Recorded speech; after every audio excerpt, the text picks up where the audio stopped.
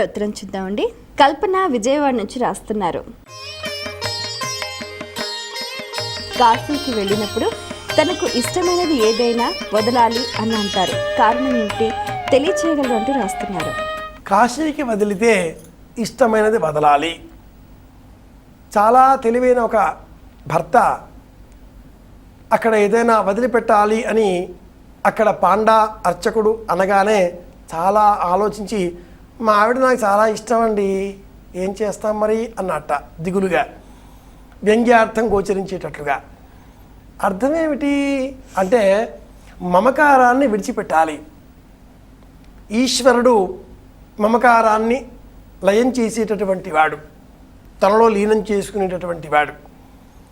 ఈ లోకంలో ఉండే సమస్త లోకాలన్నీ, సమస్త ప్రపంచాలన్నీ, సమస్త నగరాలన్నీ సమస్త విలయ తాండవానికి గురైపోయి సమస్తము కూడా విధ్వంసమైపోయేటటువంటి క్షణంలో కూడా మిగిలిపోయేటటువంటి క్షేత్రం కాశీ క్షేత్రం అని మన లింగ పురాణం వర్ణిస్తుంది.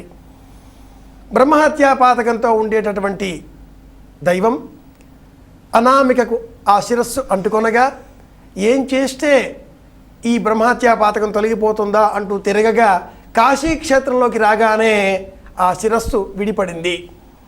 కాలభైరవుడు అక్కడ శ్రీనివాసం ఏర్పరచుకున్నాడు.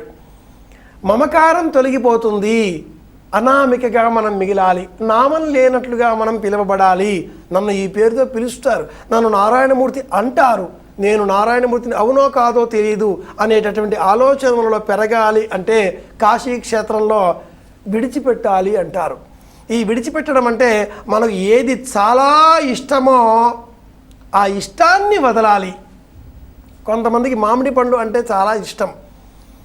ఆ విడిచిపెట్టడం దానితో మొదలవుతే మిగతా వాడి పట్ల కూడా మెల్లిమెల్లిగా నిర్మోహ భావనలు పెరుగుతాయి. విడిచిపెట్టడం త్యాగభావం. నకర్మణాన ప్రజాతనేన త్యాగే నైకే అమృతత్వమానసు. అమృతత్వం, దీనినే ఇంగ్లీష్లో ఎటర్నల్ ఫీలింగ్, శాల్వేషన్ అంటాం మనం, ముక్తి.